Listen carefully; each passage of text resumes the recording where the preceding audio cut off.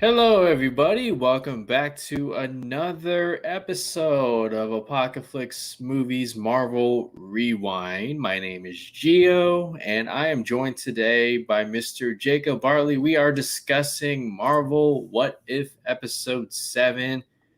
What if Thor were an only child? Before we get into the episode, Jacob, how are you this Thursday, September 23rd? Pretty good, man. Just staying busy, going from work, podcasting, back to work. So busy day, but I'm always excited to talk MCU stuff. Yeah, man. Today is my day off, and these days off, man, they are so welcoming and much needed, I'm man. sure. Like, Uh, it's funny. The older we get, man, the more important rest is and whatnot. Dude, I'm telling you, I started working at elementary school this week, and it's been a long week. I cannot wait till Friday.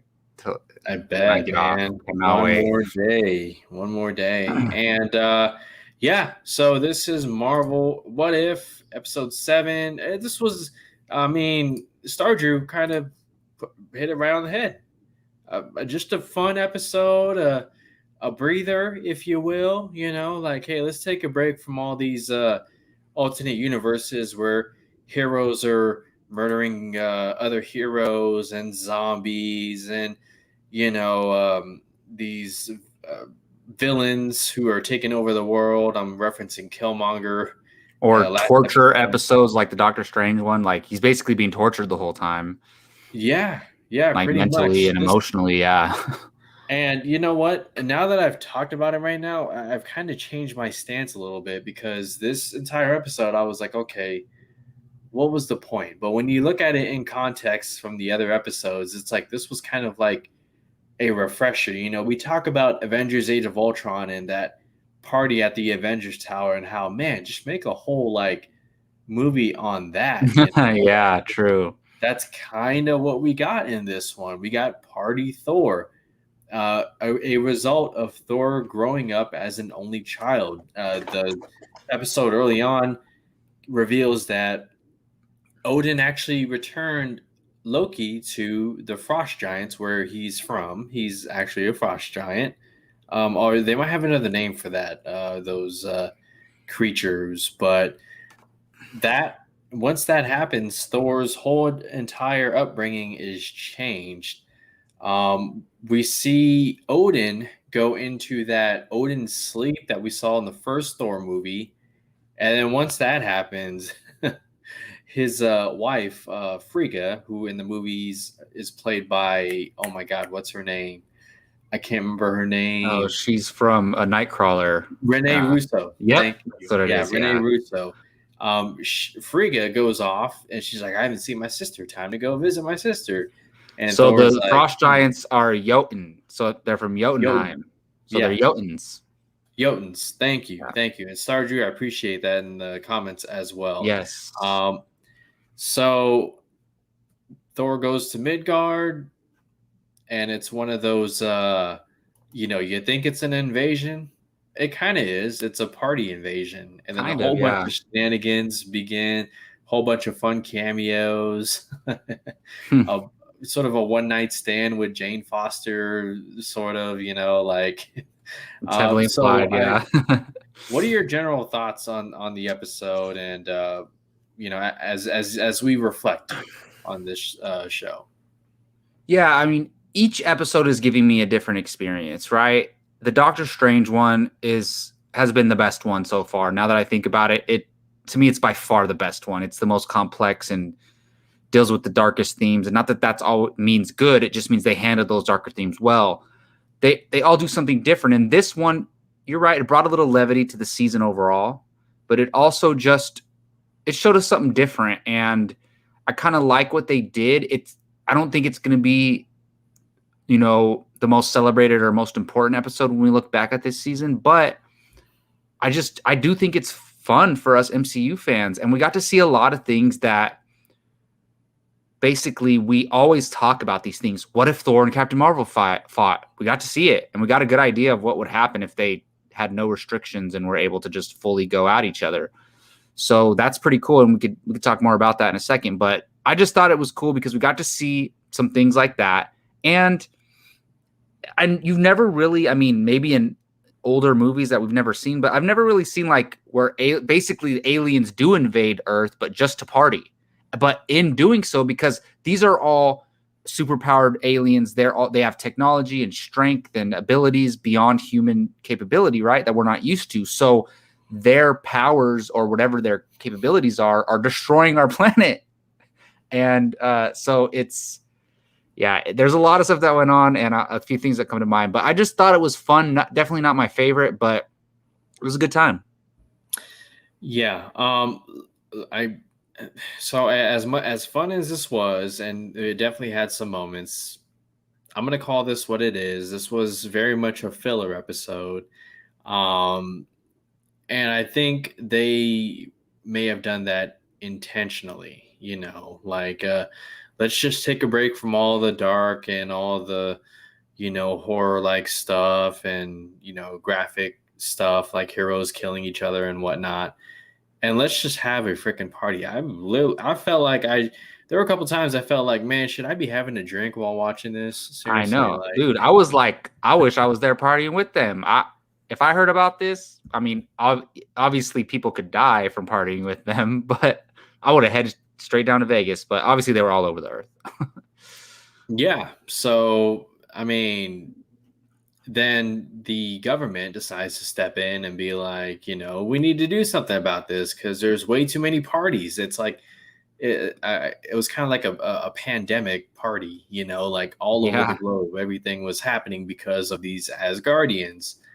And so Maria Hill and Captain Marvel, who is featured quite a bit in this episode, they try and do something about it. We get a fun fight between Captain Marvel and Thor. Brought me yeah, back to that moment in Endgame early on where Thor tests Captain Marvel as she's standing there, and he grabs, the Stormbreaker at that point, and she doesn't flinch at all. And now they're fighting, and she's trying to hold it back on, going all out on him, trying to give them a warning and whatnot. And they end up fighting kind of all over the globe and whatnot. So, what'd you think about that? And could we see that in live action?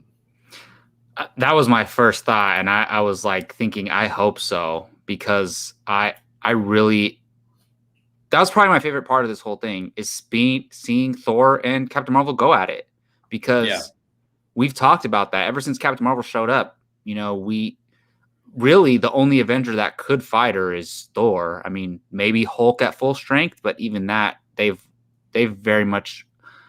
Even Kevin Feige said before the Captain Marvel movie came out, he said Captain Marvel is the most powerful character in the MCU. So, and She's Superman. I basically, and in that sense, I mean physically, brute strength, right? Not like Doctor Strange. I think is probably Doctor Strange or Scarlet Witch because of their magic. But as far as just a pound 'em fight, I think Captain Marvel is probably the strongest. So we got to see that, and of course Thor can go toe to toe with her, and it was really funny seeing them go back and forth. And even though if they were really hitting each other, flying across France and Great Britain, they would be destroying buildings and killing people and things like that in real life. But of course, they're landing in places where they're avoiding that, right? But it was still fun. And my favorite shot in this whole thing is when they start going like hand to hand. And it was just for like 10 seconds, but they start hitting each other and they're like blocking, and you see you see Captain Marvel's like wrist spark up. I just thought that was so cool.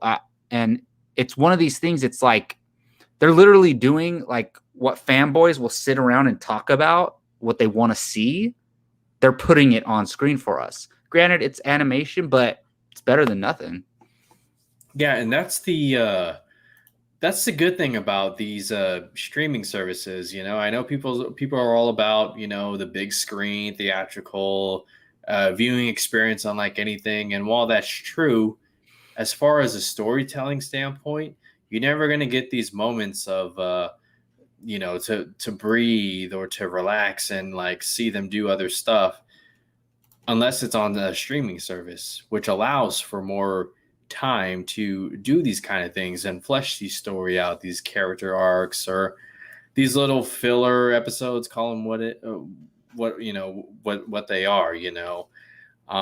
So they end up fighting, and then Jane decides, you know what, I got to do something. And she literally, with the help of Darcy, who was in this episode quite a bit, and Eric Selvig, that little Thor crew, who I hope to see in Love and Thunder in some capacity, they call on Heimdall and Frigga to come and get their child, which is kind of what this episode, it very much treated Thor like a child, like a child, like a teenager and whatnot, like a irresponsible, teenager who just wants to party. And that kind of didn't sit right with me. Granted, it is a what if episode, alternate universe and whatnot, but coming off of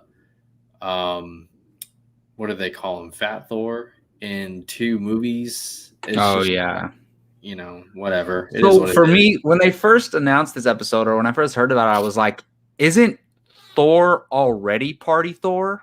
He's always kind of been like that, right? We see in the first Thor, he's kind of like that. But I actually like this concept because it's very true. You're molded by your surroundings when you're growing up.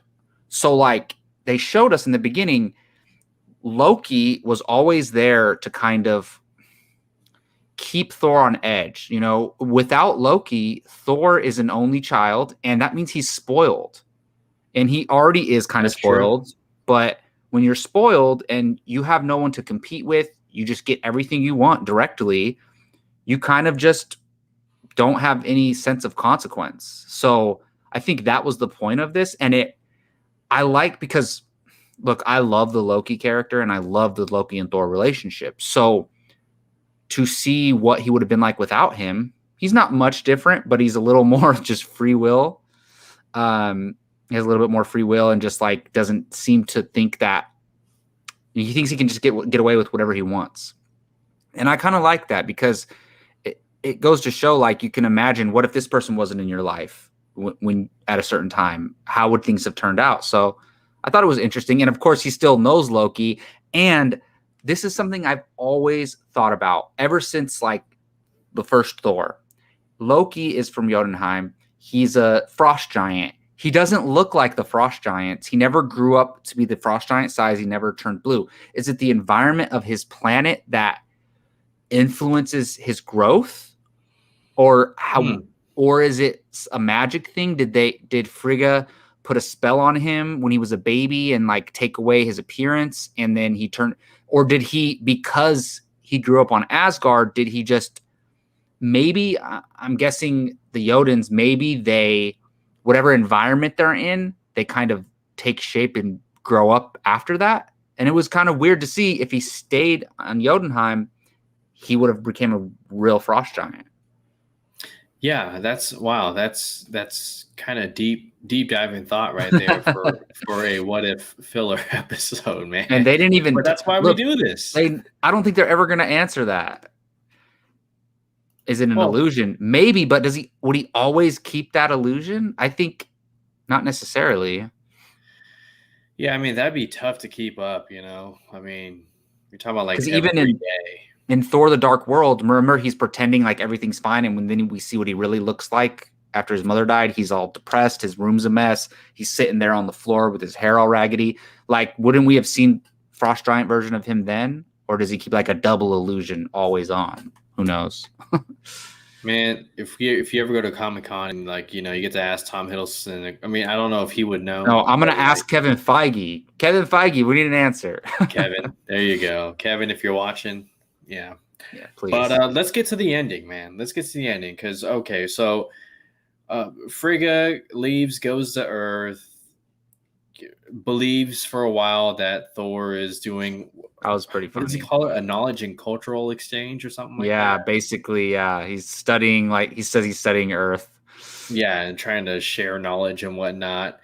But then when he grabs his hammer has like graffiti on it and some Oh, bees and and it other has like stuff. party stuff all over it. Yeah. Yeah, and it's just like busted. But that ending when Ultron Hmm. or what do they call it?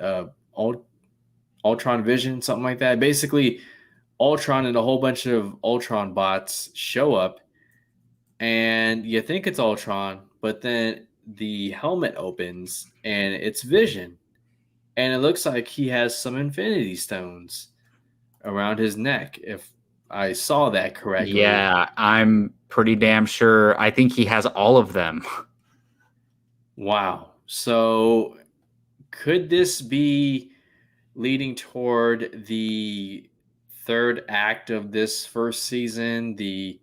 Where he comes and invades Earth. Is this where Thor, Captain Marvel, Captain Carter, and maybe some others start to form to take on this threat?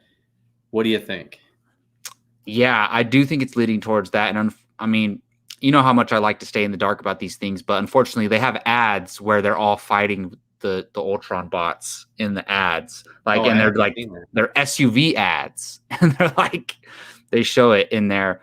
But I think yeah, that's where we're headed. I think that's. I mean, I'm not sure because we saw the Ego like at the end of the T'Challa episode. We saw Ego approach Star-Lord, like actual Peter Quill, who never Yeah. became Star-Lord, and I thought they were hinting towards that being a huge part of the end.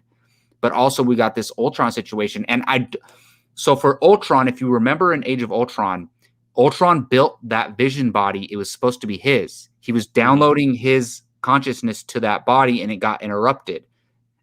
And then, Tony and Banner put their stuff in there, and then Thor brought it to life, and it became Vision. So this, I'm assuming, wherever this Ultron came from in his reality, he beat the Avengers in Age of Ultron and actually got his body. So that's Ultron, but he just finally got his body. So that the Vision body is Ultron in his physical being. He has armor on, like Ultron armor, and then he has all the Infinity Gauntlets in there. Where I guess maybe his suit is built to activate the stones, just like the gauntlet is. That's So what I'm assuming. instead of a gauntlet, it's a suit. Yeah. And That'd he be can just, crazy. it looks like he can activate them because weren't they like teleporting to that Earth? Yeah. So, Yeah, they use the space stone to get there. And I just saw that it's 9 episodes. So 8 and 9. This could be a two-parter finale I hope where so. yeah, it carries over from one to the next. So yeah, Captain Marvel, Thor, Party Thor, whatever you want to call yourself in this universe. It's getting serious. It's getting real, and we'll see what happens these next 2 episodes. Before we wrap up, any final thoughts on this episode? One thing that really stood out to me, the animated versions of Thor and Jane have way more chemistry than the real life versions of them. Honestly. Yeah, yeah. Which was interesting. Wow. But other than that, no, I liked it. It's fun. Like I like these. You can revisit these. They're fun. So I wasn't blown away by this one, but it's cool. Yeah. Fun episode, filler episode, and we'll see where it leads to with that. Almost end credits scene. Not really. Just that little teaser at the end. Cliffhanger, I guess. Teaser. Cliffhanger. There you go. Oh, shout out to Surtur too and the Statue of Liberty. That was hilarious. I forgot about that. Fixing the Statue of Liberty. Well, like even just trying to talk to it at first, that was so funny. Yeah, a lot of fun moments in this episode. And that's going to do it, guys. That's it. Shorter episode for Marvel Rewind. Not much else going on in this episode, but these next 2 are going to be huge. So come back next week and check us out. Of course, for Apocalypse Movies, we have our Now episodes every Tuesday at 7 p.m. Pacific time. You guys can check us out there. Come hang out. We love the conversations with you guys. And that's going to do it. Jacob, thank you so much for joining me on this conversation. My name is Gio. And we will see you guys next week. Until then, take care.